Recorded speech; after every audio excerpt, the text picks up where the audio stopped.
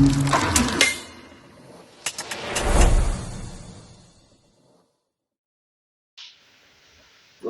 Assalamualaikum warahmatullahi wabarakatuh. Waalaikumsalam warahmatullahi wabarakatuh. Penonton To The Point di seluruh dunia, hari ini kami mengundang salah satu ketua partai yang sedang naik daun di Indonesia. Siap, insyaallah. Ya, terima kasih Bang Zulkarnaini Siap. sudah hadir malam-malam di studio kami yang sederhana ini. Ya. Aman, kita anak muda aman, Pak. Aman ya. Mau jam 3 pun nggak masalah. Itulah dia kelebihannya anak muda, siap sedia kapanpun diundang ya. Siap. Bang Zulkarnaini ini biasa dipanggil Syekh Jul ya. Ya. Jadi kita panggil dia Syekh Jul ya. Siap. Menjadi ketua PSI Partai Solidaritas Indonesia Aceh dari sejak kapan nih? Kita baru maksimal terhitung 1 November. 1 November. Jadi masih November. segar sekali lah ya. Masih semangat-semangatnya lah itu. Briefing dari pusat baru masih ingat ya kayak? Masih. Karena kan baru. Iya. Baik, jadi ini kan PSI baru saja dijabat ketua umumnya oleh Kaisang ya. Gimana rasanya? Apakah ada merasakan perkembangan sebelum dan sesudah dijabat oleh Kaisang ketua partai ini? Kalau itu yang pastinya pasca Bro Ketum Kaisang Pangarep menjabat tingkat kepercayaan publik terhadap PSI, tingkat ingin tahunya publik terhadap PSI itu meningkat. Bahkan survei terakhir kemarin itu kita sudah berada di posisi 4% lebih. 4% ya. Ya, pasca Bro Ketum yang menjalankan roda pemerintahan roda organisasi PSI di tingkat pusat. Syekh Jul sendiri menjabat ketua PSI Aceh gara-gara Kaisang atau emang gimana? Kita sebenarnya sudah berhubung kita juga anak muda yang bergaul dengan teman-teman para politisi Aceh lah.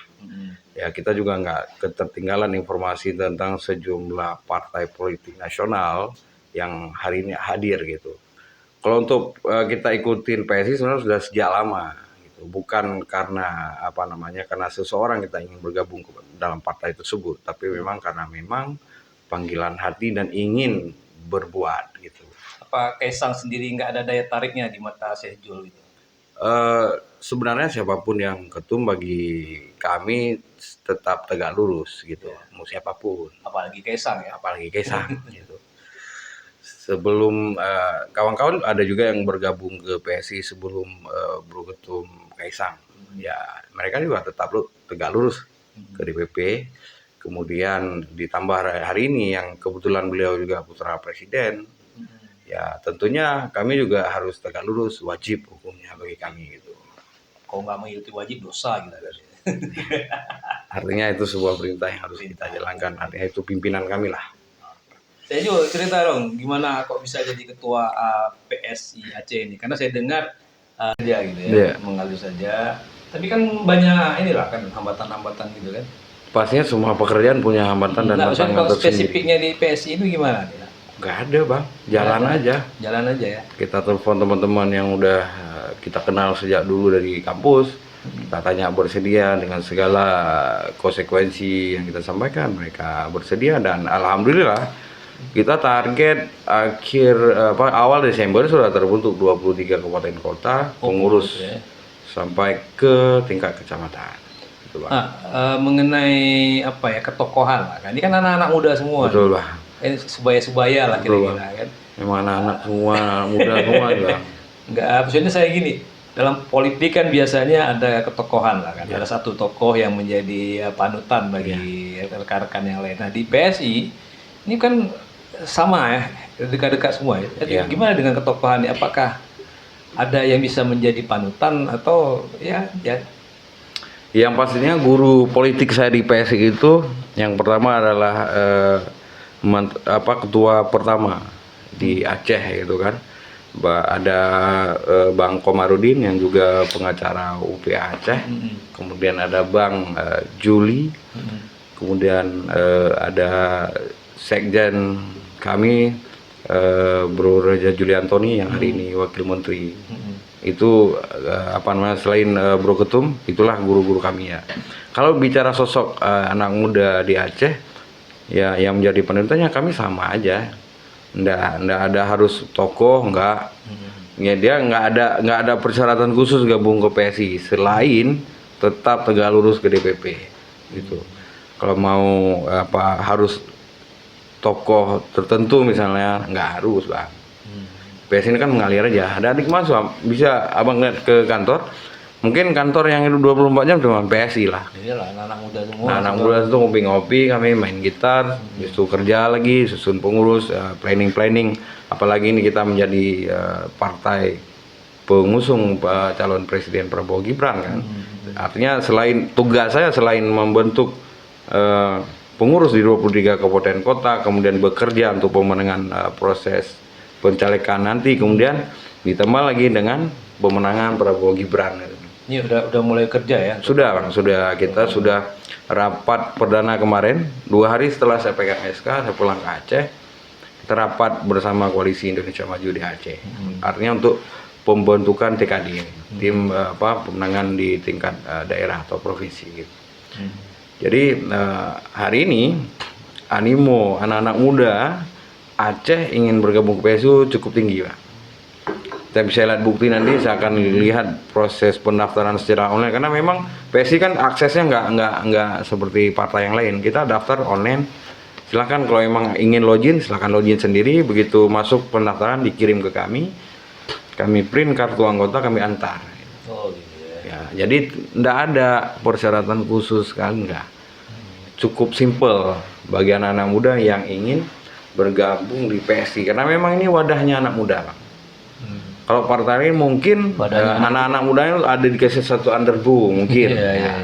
Kalau PS kan nggak, memang langsungnya anak muda gitu. Nggak ada underbow ya? Nggak ada, memang pelaku memang langsung anak muda. Berarti di PSI tidak ada sayap pemudanya ya? Sampai sekarang belum. Memang pemuda semua. Nggak perlu lagi sayap pemuda kayaknya. Jadi kawan-kawan bisa lihat lah nanti selesai kami renovasi kantor, saya bisa buktikan bahwa memang anak-anak muda semua dan mereka cukup cerdas. Oke, kalau untuk kecerdasan saya rasa anak muda memang cukup cerdas. Nah, tapi mungkin ada satu masalah nih. Soal logistik ini. Ini kan anak-anak muda ini kan biasanya kan belum mapan ini. Iya. Umur 30, 35 itu biasanya kan belum mapan. Nah, ini Betul, bagaimana nih? Semua beranggapan demikian, Bang. Nah, atau jangan-jangan mapan sekali nih anak-anak muda DPR? Enggak juga, Bang. Enggak. Kami kadang-kadang di kantor ngopi patung-patungan, beli kopi 10.000 bungkus. Ya seperti gaya mahasiswa lah. Nah, untuk roda partai itu bagaimana? Tetap berjalan seperti biasa, Pak. Apa misalnya kita butuh bendera, butuh baju disupport oleh DPP. Gitu. Yang pastinya saya sebagai ketua itu kan bertanggung jawab, terserah saya mau ngambil apa.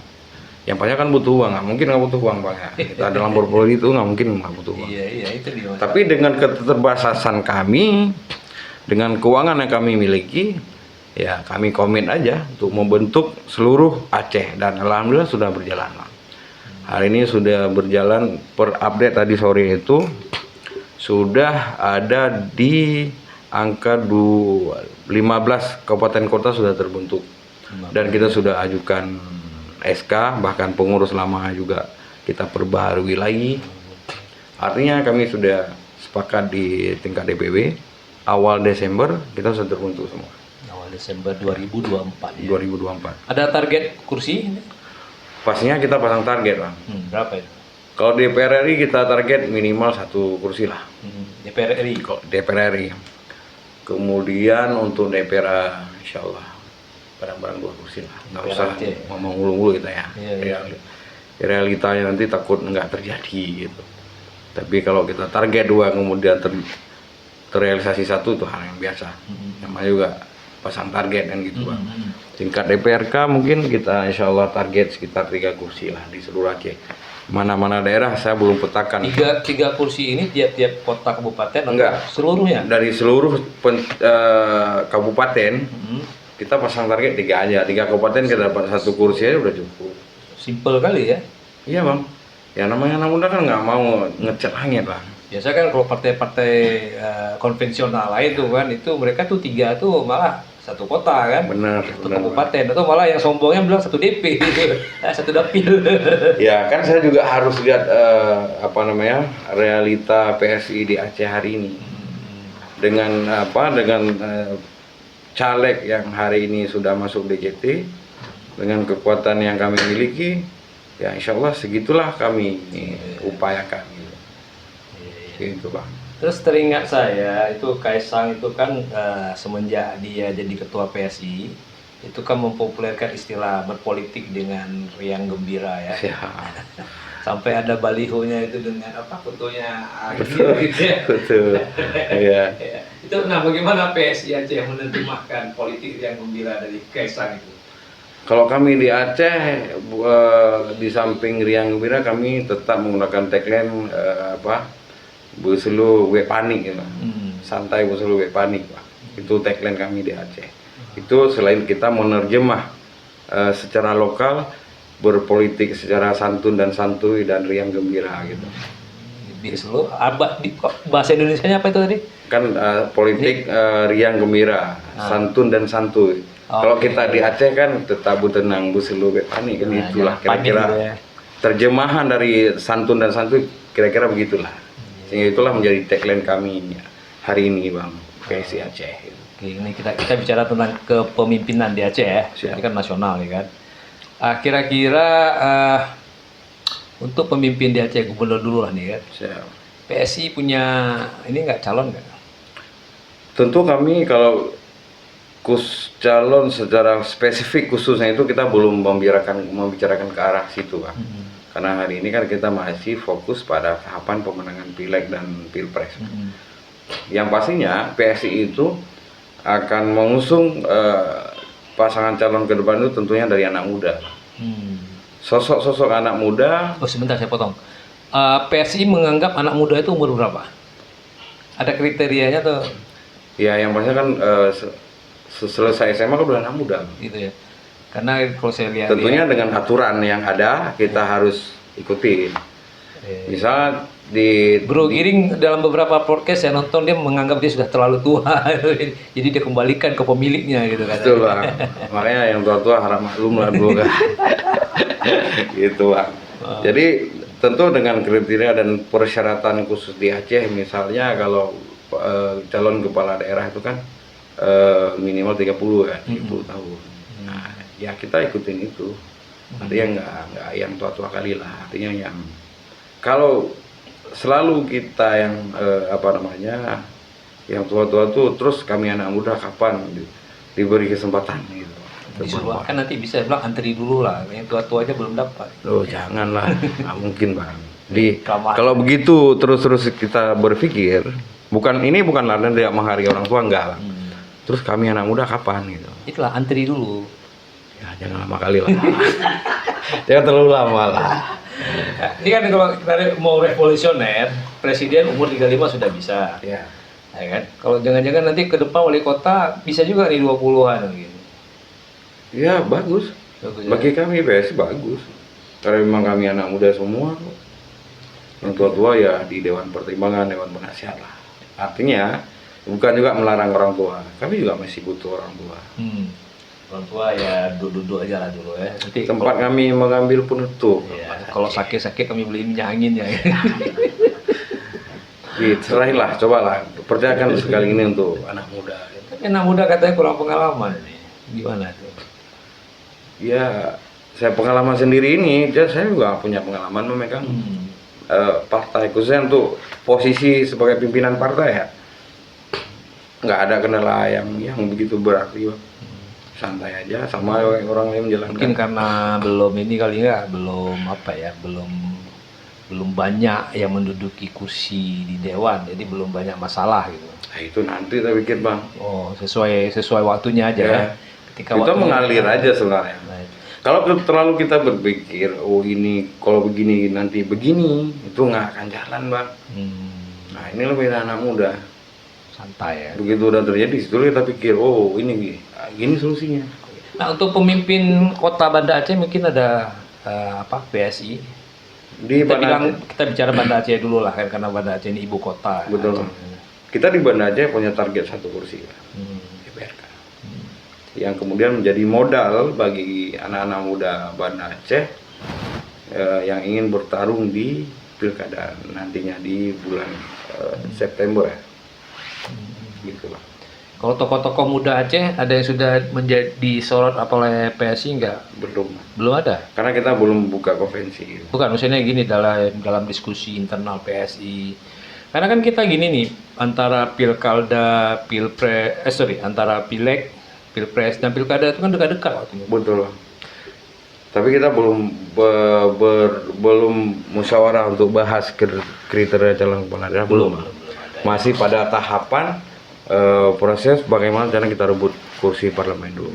Kalau Syekh Jul sendiri gimana? Berminat jadi pemimpin Kota Banda Aceh? Kalau kita lihat dari posisi hari ini, kalau kita lihat tingkat animo masyarakat masih anak-anak muda, tentunya kalau memang ada peluang kenapa enggak gitu. Oh gitu ya. Makanya kita mengalir aja. Asik hidup mengalir. Kita tidak ada beban. Nggak ada beban. Jadi ya udah begitu aja. Kalau dikasih target, misalnya saya punya target, begitu saya dipercayakan menjadi ketua PSI, saya ada timeline kerjanya juga. Penyelesaian pengurus, penyusunan struktur pengurus, kemudian konsolidasi. Kok kami ada namanya Kopdarda, Kopidara daerah itu. Di provinsi Kopidara wilayah. Saya lagi menyiapkan pengurus lah, itu menjadi salah satu yang diwajibkan untuk saya sebagai ketua yang baru. Alhamdulillah sudah berjalan Ya. tanpa ada beban. Berarti nggak ada masalah apa-apa ya? Nggak ada bang. Salah undang ya, Kak? Nggak ada bang. Nggak mikir kalau yang langsung. Kami pinginnya ngundang orang yang punya masalah banyak gitu biar bisa share di sini. Ada, Supaya nggak ada masalah. itu orang tua bang. Gue yang masalah. Kalau kami kan enggak. Nggak ada ya. Santai aja. Santai aja. Oke, semua belum ada Kan masalah. nggak ada beban dari saya ngomong bang, nggak ada beban. Gitu. Baiklah, Zulkarnaini Syekh Jul obrolan yang menarik mengenai PSI Aceh secara lokal dan secara nasional. Memang sejauh ini belum ada problem-problem yang menantang ya, belum ada. Belum. Jadi ya mungkin nanti 2-3 tahun lagi kita ketemu lagi di podcast ini ya, mungkin sudah ada dengan problem-problem yang lebih banyak Tersendiri lagi. mungkin makanya ke depan ya kita nggak tahu. Emang ada. Tapi saya yakin ada. Pasti ada. Pasti ada. Nggak mungkin nggak ada. Mungkin ada. Suatu pekerjaan itu pasti ada tantangan dari tangan tersendiri. Sama juga hidup kan. Ya betul bang. Kalau kita hidup nggak ada masalah, juga nggak enak nanti ya. Ya tergantung dari bawaan diri saya juga kan. Kalau memang kita anggap itu sebuah masalah besar, jadi besar. Kalau itu memang bukan masalah, tinggal kita jalani, ya udah kita jalani gitu. Menarik. Baik. Oke, penonton To The Point, terima kasih sudah menyaksikan. Kita ketemu lagi di kesempatan. Assalamualaikum warahmatullahi wabarakatuh.